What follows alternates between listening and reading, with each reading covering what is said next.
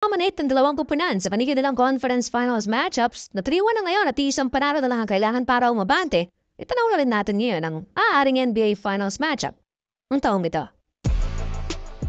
Sa history, 95% ng mga NBA teams na nakalamang ng 3-1 sa playoffs ang talagang advance. Napakataas na win rate sa series, ano? Kaya naman kahit na may 4% pan chance ang kalaban team, ay aaninag mo nang kung papasok na yan sa finals. So Wes, dominated gaya ng Thunder so far. Itong Game 4, maganda naman ang nilaro ng supporting cast ng Wolves. Tigbe 20 puntos mahigit pa nga yan sila Nikhil, McDaniels at DiVincenzo. Kaso yun nga lang, hindi dalawang superstars nila lumubog naman sa napaka-importanteng game na yun. Parehong below average ang nilaro. Lalo na si Randall, ikalawang single-digit game niya na ito this series na pareho ring nagresulta sa talo. Labing disappearance talaga na para sa second star ng team. Then si Ant naman ganoon din, inconsistency ang kalaban, hindi na kasing dala. Pero napakahirap pa rin manalo sa isang game lalo kontra pa sa best team ng liga nang wala na ang pundasyon ng kapunan. Marami pang ibang factors sa serye, pero biggest talaga para sa Wolves ay yung inconsistency ng dalawang stars nila. Ibigawa na rin ng terrific na defense na ng Thunder, pero gusto mo makatungtong ng finals kailangan makahanap ka pa rin ng paraan bilang superstar ng team. If not, hindi ka pa ready sa big stage. Para matalo itong napakalakas na OKC team, kailangan nasa tip-top ka talaga ng laro niya. Pero wala na, isang game pa lang nagtagpo ang great na performance ng dalawang stars nila. Ang hirap mag-expect ng panalo kung magdidip lang ang mga leader niyo. Actually, may palag naman sila Game 4 nga, may chance sana sila na matay ang series. Tatanaw wala ang lamang ng Thunder nun. Sayang na game, pero nagsabay kasi lumubog sina Ant at Randall Ibang key players lang nilang nag-keep sa kanila sa game. Kaya yan na yun. 3-1 na, 1 win away na lang ang Thunder sa finals at sa elimination naman itong Wolves.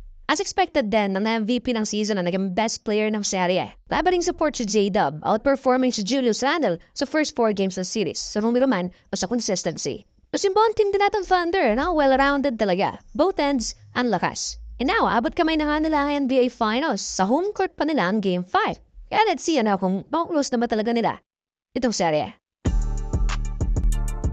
Sa East Finals naman, unbelievable na performance ang pinapakita dito ng Indiana Pacers. Kinakawawa ang higher-seeded team ng New York Knicks. Doon para sa Thunder Wolves series na 3-4 ng games na natambakan, ito naging mas intense ang serye. Nagkakaroon man sila ng malaking lamang, nagkakahabulan pa rin bago matapos. Kaya ang bawat game ay below 10 points lang natapos ang score. Kaya ang ganda panoorin na itong East Finals mas tinututuwan sila. Pero still mas dikit man, di na mas consistent sa endgame itong Pacers. Sa tatlong panaro nila, either nakahabol to sa dulo, napangalagaan ang laman. Strong finish talaga sa final quarter.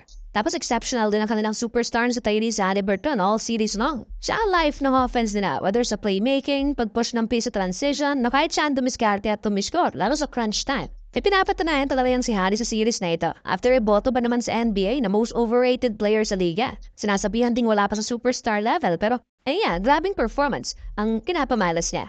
Itong Game 4 din, sa pivotal na game na yon, monster na triple-double, 32 points, 12 rebounds at 15 assists with 0 turnovers pa.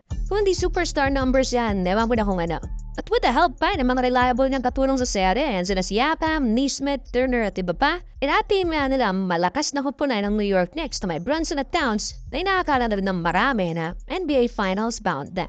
Pinagmukha na ng weaker na team tong Knicks sa serye sa kanilang overwhelming na high-tempo na opensa. Ang hirap talaga sabayan na itong Pacers na pag high-scoring ball game kung gumagana lahat sa kanila. Kita rin ang napakalaking discrepancy sa assists, fast break points at turnovers. Shows sa kung gaano nila mas sineshare, mas pinapaiwit ang bola at inaalagaan pa rin at the same time.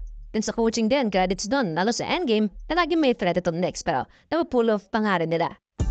Siyempre better na din talaga itong Indiana Pacers, Mas palakas ang superstars na itong Knicks, numbers-wise, pero as a team, paano lumaro, yung depth, balance ng everything, how they finish the game, wala. Kaya nga now, 1 win na win na itong Pacers sa NBA Finals. Who would have thought, na sa wala ng taon na marireach nila ito? Grabe at unbelievable na campaign para sa Indy. Kaya nga rin, Tanaw na natin ang NBA Finals. Although may chance pa na makabalik ang Wolves at Knicks, hindi naman natin naalisin yan, pwede pa rin. Pero for now, napipisil na mga opponent na papasok sa Finals. Indiana Pacers versus OKC Thunder. Very interesting din na tapatan sa puwan ng elite na offense at elite na defense. We'll see kung sila nga talaga ang magtatapat sa dulo.